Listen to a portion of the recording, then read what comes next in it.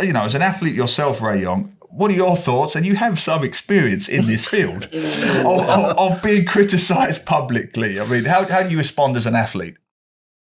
Hello and welcome to the latest episode of Yahoo Footballing Weekly with me, Yahoo columnist Neil Humphreys. And me, Yahoo editor Chiang Kyong. And we have back with us, So Ray Young. The man himself, one of Singapore's top runners. Nice to be back. Yeah.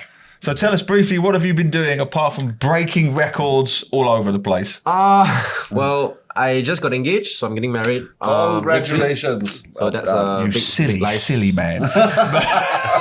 big life milestone.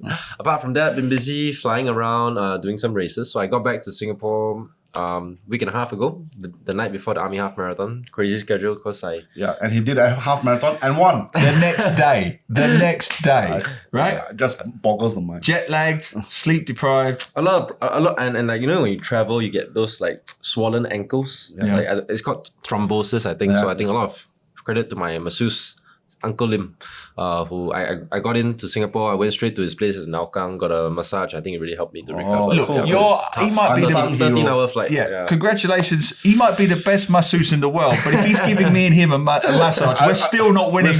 We're still not completing the Army half marathon. So. With no sleep. Congratulations on that. If you want to follow So Ray Young's updates, just follow him on Facebook and all the other social media channels. He's quite upcoming. vocal. There's a Pocari Sweat run, right? Yes, on Saturday, Pocari Sweat 2.4K, Awesome. which is now embraced as the National Championships by Singapore Athletics. Fantastic.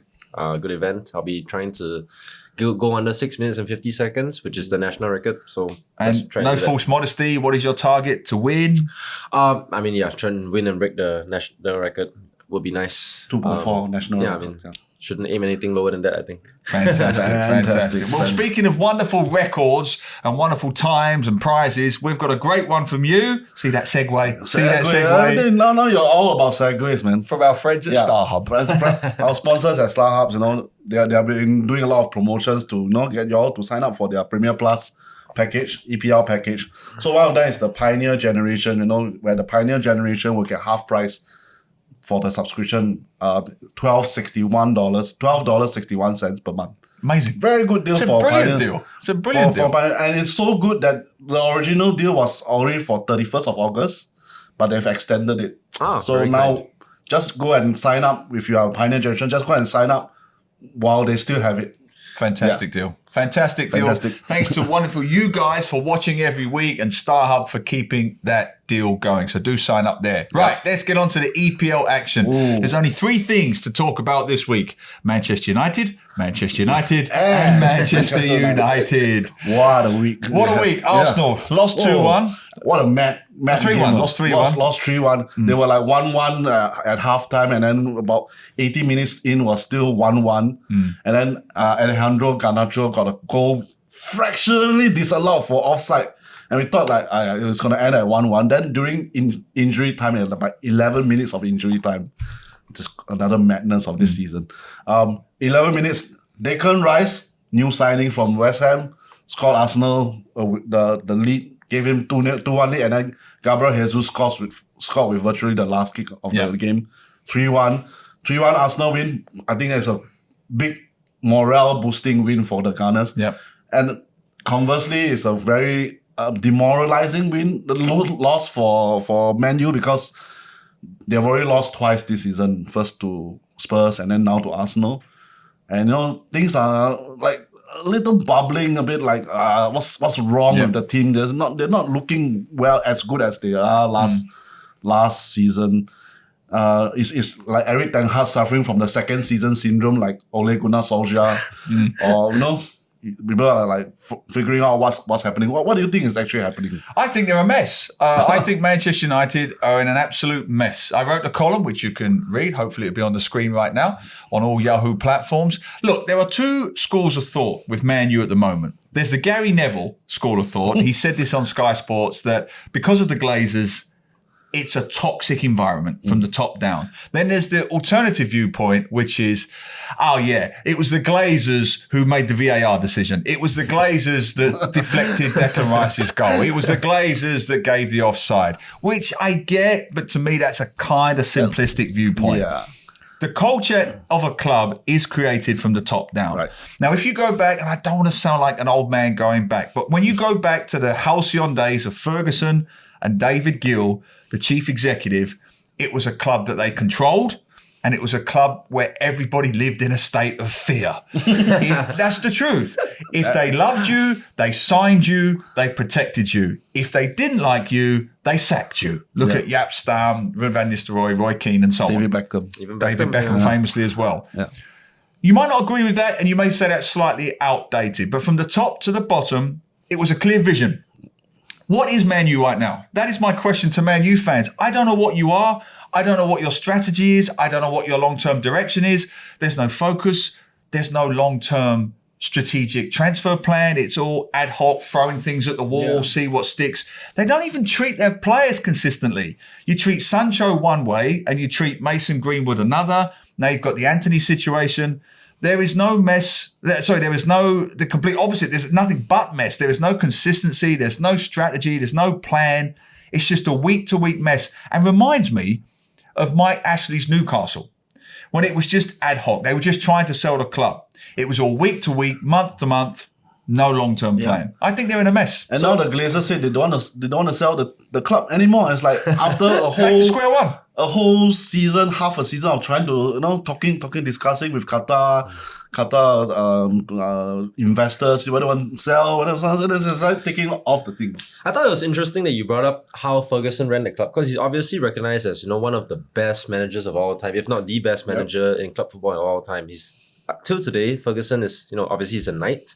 He's been invited to give like leadership talks at Harvard Business School, amongst others. He's a very well respected guy. But the way you put it, it was a very.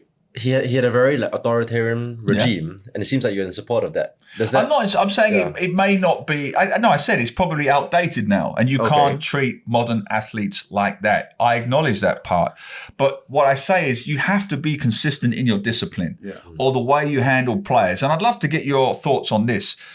I think Manchester United reeks of hypocrisy at the moment with the way they treat their players. Mason Greenwood. No comment, until finally they were pushed from women's groups and sufferers of domestic abuse to say this isn't right. Then they comment. Yeah, very bad PR. Yeah. Anthony, as we sit here now, it may change, but as we sit here now, still no comment. The Brazilian squad have dropped Anthony for allegations of domestic abuse. Still innocent until proven guilty, but those are the allegations.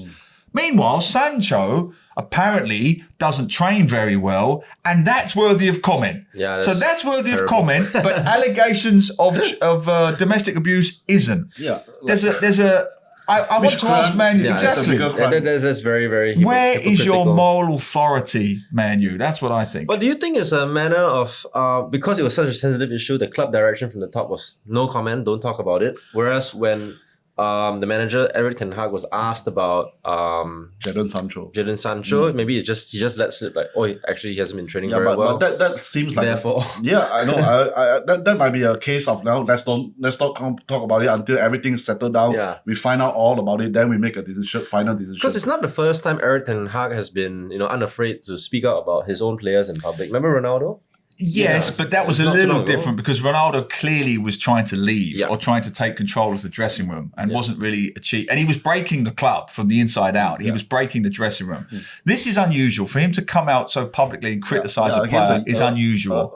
Relatively quiet. Yeah, and a quiet, young, still a young, developing player, I would say. Yeah. Although lots of bags of talents, as we have seen with his Dortmund days. Yeah. But I think, I hope he doesn't turn out to be somebody like Dele Alli, who had a very troubled past. That's a good point. And he needs a really caring hand to guide him through all his current problems. But and that is such a key point because we don't know the whole story. Yes, so it's important not to speculate. But we do know that he took time out from the game last year because, to quote, he was suffering with physical and mental issues which were not elaborated on. So for that reason alone, I think Ten Hag should have kept it in-house. There are two sides. As it stands now, Ten Hag has criticised him and Sandro has come out on social media and says it's not true. He's basically accused his manager of lying. And his comment is still out there, so he's not backing down. It's going to end ugly. But as a professional, as an athlete yourself, Ray Young, what are your thoughts? And you have some experience in this field of being criticised publicly. I mean, how do you respond as an athlete?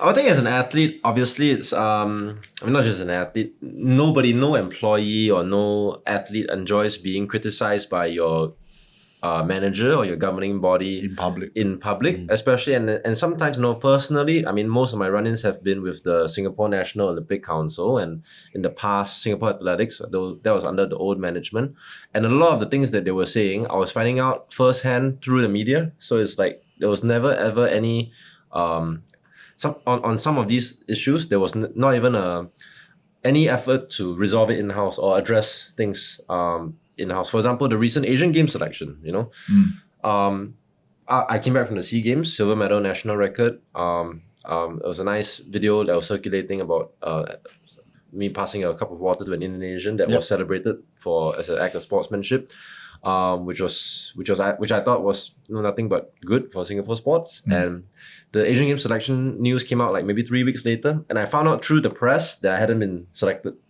And when we asked for reasons why, they gave us like 36 pages of reasons why. And it was all like social media activity, like standing up against homophobic people. And this was a pro-government page that was passing homophobic comments. And I was standing up against it. My comments were highlighted as unbecoming of a national athlete. I mean, to be fair, I call them bigots. But so the point is, stuff like that.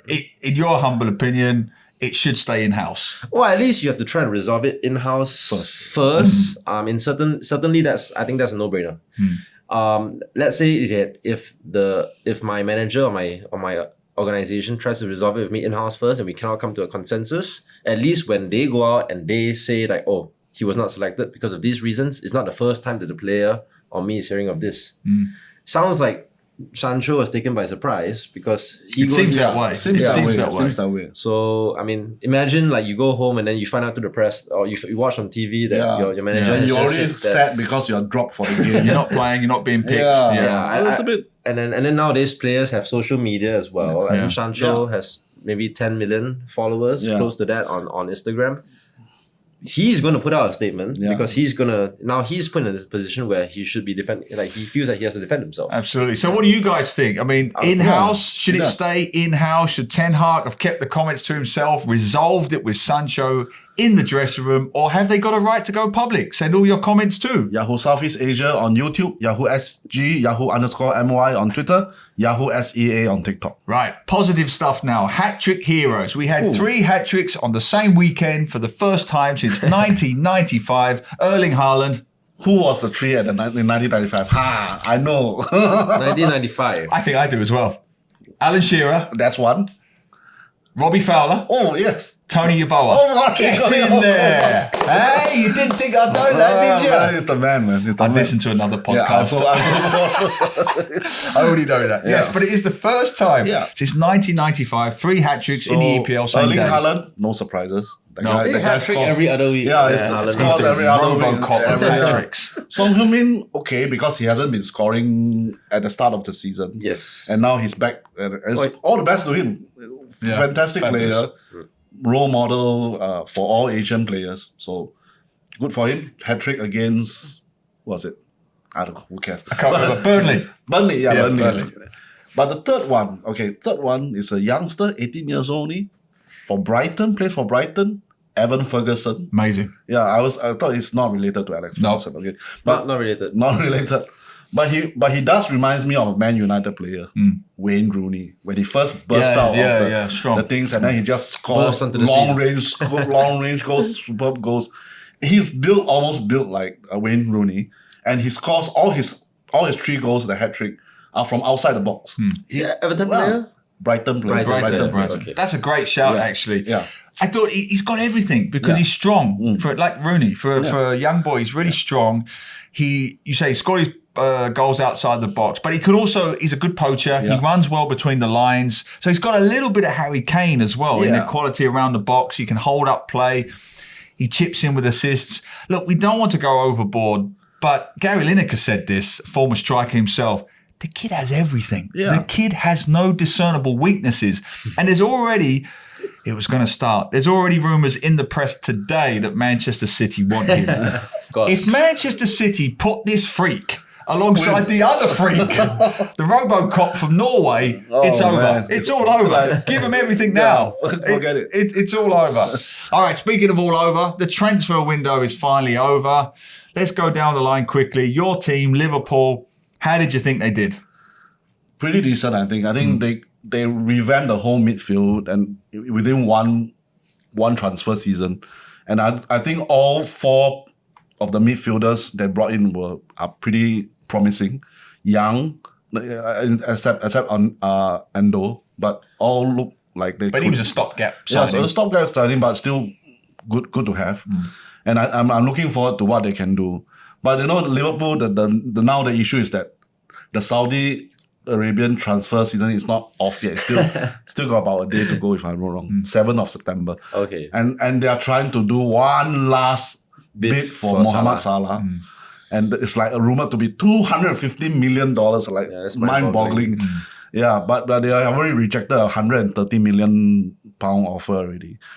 But and then now everybody's now there are fans saying, we should sell. So much money, we should sell Cash Salah. in, right? Yeah. We should cash in on Salah. The thing is that now you cash in, Can't do anything. you can't do anything. Your season's gone already. Yeah, it's gone. And then January, you're playing catch-up. It's over. And the good thing about, I think the nice thing for fans is that, Salah hasn't been actually actively wanting to go. He's quietly, he's still putting in, he's still scoring goals for Liverpool.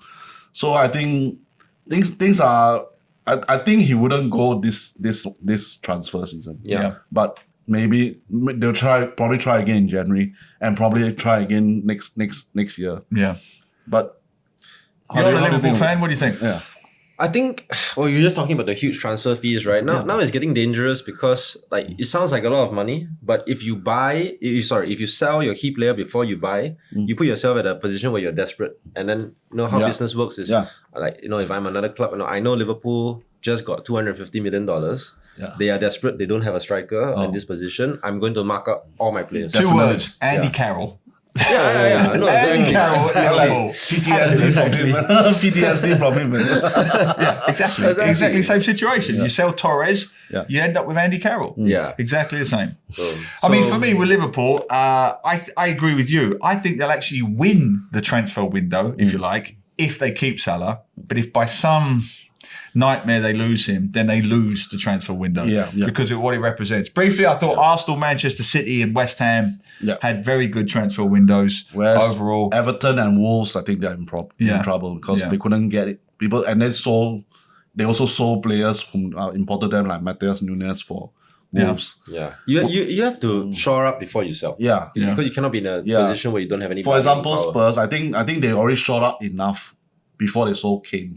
And now they're still afloat, still doing well relatively. It's not missing Keane that much. No, I agree with that. But as always, let us know what you think.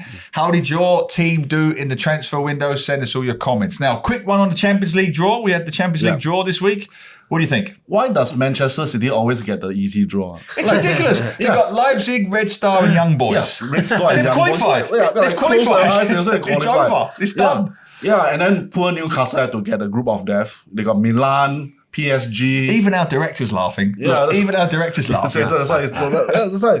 I mean, a lot of fans are saying, why does Manchester City always get an easy one? Arsenal also get a relatively easy one though. Yeah, but Man United. Man United is tough. They're getting Bayern, which is Harry Kane. Yeah, Bayern, Harry Kane, Copenhagen, and Galatasaray. And the way Man U are at the moment, it's second place, I would guess, to Bayern anyway. Yeah, If I had to pick one upset from the English teams, it would probably be Man U. I think Newcastle will be a miracle if they go through. And then they'll drop to Europe probably where they'll meet Liverpool again. Two teams with not very good squads. Oh, really? All right, but as always, let us know what you think. Now, I want to just briefly, before we finish, you've all seen it, I'm sure. It's gone viral. You saw the Roy Keane thing. For anyone who didn't, and we have to put in lots of allegedlys because it's an ongoing investigation. But allegedly, according to the media, Roy Keane was stopped after the game by a fan and allegedly headbutted, which I think, I'm not making fun of that stupid, terrible thing to do. But why on earth would you headbutt Roy Keane, number one, when you've got Micah Richards standing next to Roy Keane, who is the size of a tall building, right? There's footage online of Micah Richards.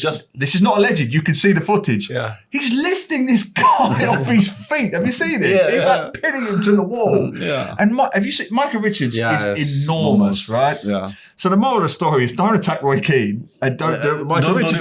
So what was Roy Keane doing while the guy was getting pinned to the ball? I don't know. He was looking at him and then like trying to make a comment or whatever. Obviously, the footage has only started halfway through, I Yeah. think. So we have to be careful with the allegeds and what happened or whatever. Well, I think that's hilarious because the pundits I enjoy watching is Roy Keane and Micah Richards, right? Right, They're right, just super synergy, and like Roy Keane's kind of the mean one, and Micah is always like laughing, and he's the easygoing one. But to see Micah, you forget that.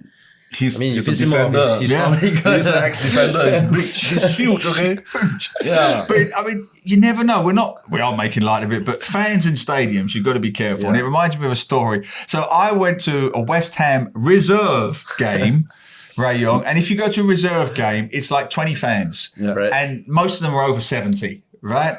I went to a reserve game against Millwall with about 6 guys. We were all teenagers then, about 16, 17. And a guy comes up the stairs, he looks at me and he says, "You're Millwall," right? Which is West Ham's big enemy. "You're Millwall." Before I even got a chance to answer, he smacked me in the face, right? Wow. I went backwards. I haven't told you 2 parts. The guy was over 60 and he was on crutches. He leaned on one crutch. He hit me with his other hand. I'm thinking, it's okay. I've got 6 friends, 16-year-olds. All ran away. They all ran off to the station. They all ran off to Upton Park Station. I'm like this. 2 stewards come from nowhere, pin me back and say, "Stop fighting. He's twice your age." And I got kicked out of the stadium. Wow. So Roy Keane, That's terrible. you have my sympathy. You have to track down that man who If he's still alive. you happen to be the person, if you're still alive, you'd be about 90 now, who punched me in the face, get in touch with your comments too. Yahoo's organization on YouTube, Yahoo SG, Yahoo_MY on Twitter, and Yahoo SEA on TikTok. Worst segue ever. Oh, what's that? As always, thank you. And thank you to our Star Hub friends. What's the sponsor deal again? The latest deal? Pioneer Generations, half price, $12.61 for the Premium Plus package. What more do you want? Yeah. So, Ray Young, thank you for coming on and good luck in your race, which is? Pocari Sweat. Bukhari said 2.4 kilometers on Saturday. Brilliant. And as always, thank you for watching every week. Comments on Facebook, Twitter, Instagram, Facebook. Keep them coming. And we will see you in part 2, where this guy and ourselves will get stuck into Singapore football. Take care, see you soon, and look out for Millwall supporters punching you in the face. Take care. West Ham supporter, right? Yeah, West Ham supporter. That makes it worse. Yep.